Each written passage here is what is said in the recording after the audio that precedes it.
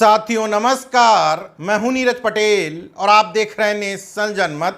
अगर आपका ईश्वर अल्लाह गॉड इतना ही ताकतवर था तो भारत को गुलाम होने से रोक क्यों नहीं पाया।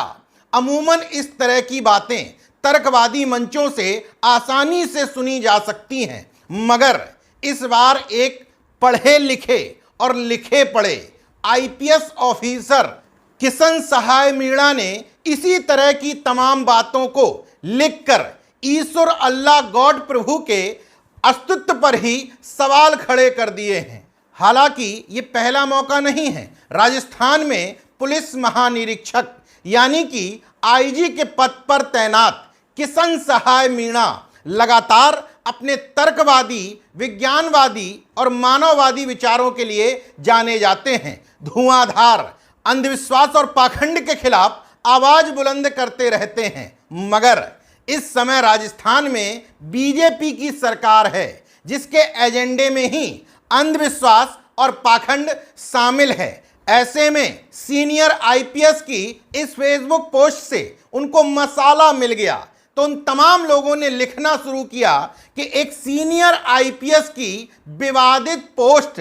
इन तमाम मूर्खों की खबरें देख करके मुझे वो लाइन याद आई कि इस देश के लोगों को मूर्ख बनाना तो आसान है, लेकिन यह समझाना बहुत मुश्किल है कि तुम मूर्ख बना दिए गए हो। बहरहाल मैं इस पर भी आऊंगा, पहले यह सुन लीजिए कि आखिर किशन सहाय मीणा जी ने अपनी फेसबुक पोस्ट में लिखा क्या है। अगर भगवान ऑब्लिक ईश्वर होता तो भारत को अरबों, तुर्कों, मुगलों आदि का गुलाम होने से बचा लेता, लेकिन हमने इसलिए गुलामी झेली क्योंकि भगवान ने हमारी रक्षा नहीं की। अगर भगवान अल्लाह वाहेगुरु होता तो हम भारतीयों को अंग्रेजों का गुलाम नहीं बनने देता।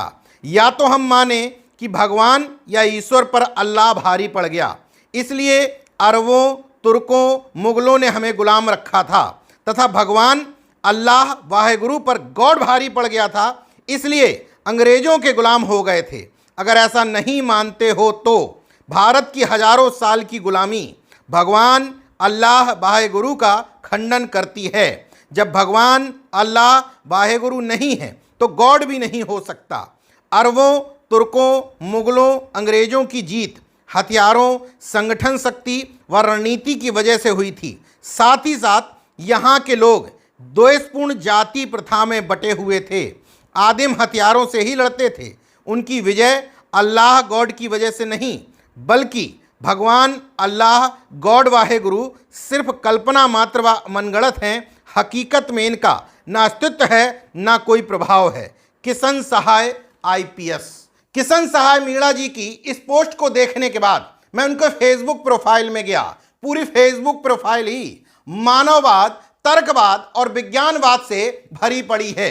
हालांकि किशन सहाय मीणा जी की ऐसी तर्कवादी पोस्टों की चर्चा करूंगा तो घंटे भर में भी बात खत्म नहीं होगी, इसलिए उनकी कवर फोटो में जो 4 लाइनें लिखी हैं उससे आप आईजी साहब की विचारधारा को बखूबी समझ सकते हैं।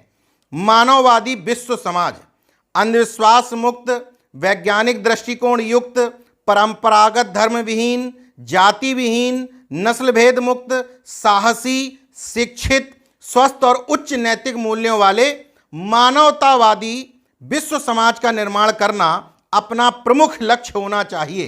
तो शायद इस कवर फोटो से क्लियर हो गया होगा कि संविधान का आर्टिकल 51A का जे देश के नागरिकों से मानववादी, तर्कवादी, विज्ञानवादी चिंतन डेवलप करने की जो अपेक्षा रखता है वही करने की कोशिश आईपीएस किशन सहाय मीणा साहब कर रहे हैं। तो फिर तथाकथित पत्रकारों को उनकी उस पोस्ट में विवादित बयान, विवादित पोस्ट कहां महसूस हो रही है, जबकि न सिर्फ संविधान में दी हुई अभिव्यक्ति की स्वतंत्रता बल्कि मद्रास हाईकोर्ट का निर्णय नास्तिकों को भगवान के अस्तित्व को नकारने का अधिकार है, उनको इजाजत देता है कि वो ईश्वर के अस्तित्व को नकार सकें। अब यह भी आपको बता देता हूं कि मद्रास हाईकोर्ट ने किस मामले की सुनवाई करते हुए यह निर्णय दिया था। दरअसल तमिलनाडु में जन्मे देश के बड़े समाज सुधारक और तर्कवादी, विज्ञानवादी विचारक पेरियार रामास्वामी नायकर की मूर्तियों के नीचे लिखा हुआ था, ईश्वर नहीं है और ईश्वर बिल्कुल नहीं है। जिसने ईश्वर को रचा वह बेवकूफ है, जो ईश्वर का प्रचार करता है वह दुष्ट है, जो ईश्वर की पूजा करता है वह बर्बर है। कुछ लोगों ने इस बात को हटाने के लिए मद्रास हाईकोर्ट में याचिका दायर की थी। इसी पर सुनवाई करते हुए मद्रास हाईकोर्ट के न्यायमूर्तियों ने स्पष्ट निर्देश दिया था कि पेरियार रामास्वामी नायकर अगर ईश्वर की सत्ता में भरोसा नहीं रखते थे तो ये उनका विचार था। और उसी लाइन को लंबा करते हुए उन्होंने कहा कि नास्तिकों को भगवान के अस्तित्व को नकारने का अधिकार है। मतलब किशन सहाय मीणा जी को भी ईश्वर के अस्तित्व को नकारने का अधिकार है।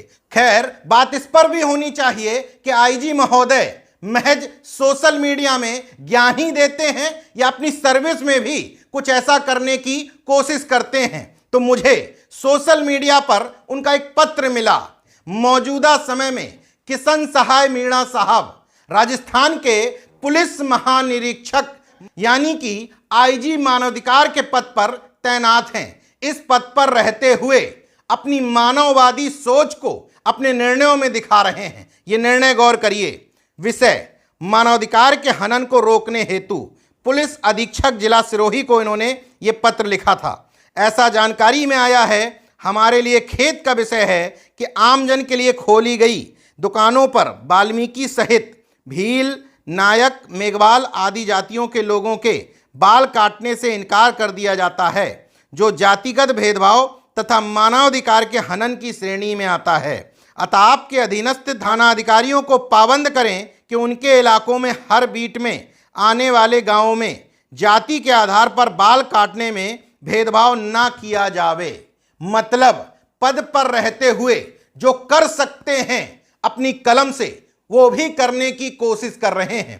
पूरी तरीके से ये आदेश न सिर्फ संवैधानिक है बल्कि मानवतावाद को स्थापित करने के लिए एक बड़ा कदम भी है।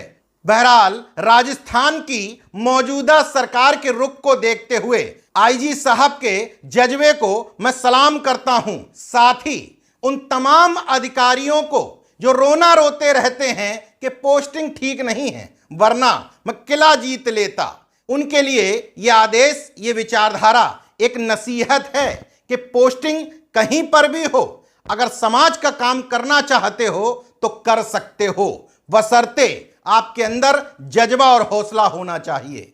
देखते रहिए नेशन जनमत, जागरूक और सजग बने रहिए। जय विज्ञान, जय संविधान, जय लोकतंत्र। धन्यवाद।